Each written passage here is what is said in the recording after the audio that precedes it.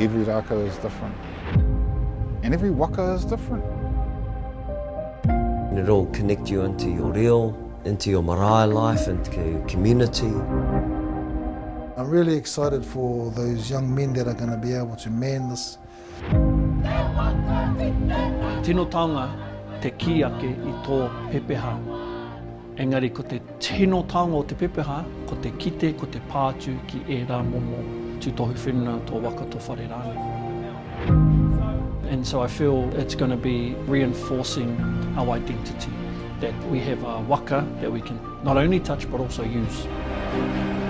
Well, what we do know about the raka is that it's in the 30 to 40,000 year old age group of our swamp kauri forest. The old people always talked about the first chips taken with the toki. For us, it's always the first cut. If we don't practice our traditional art forms, then what do we have? The beauty of what's happening to Ngāti Whātua Ōrākei at this moment is that ko piki ke te reo, ko piki nā hitori, nā kōrero, nā mātauranga Māori. So this is going to add to our wānanga. It's going to offer us another piece for our tuakiritanga. Out in the public arena, we will actually have a waka out on our world. We've been tangata whenua for a long time, and now we can go and be tangata moana. We've had to watch a lot of other iwi paddle on our whole time.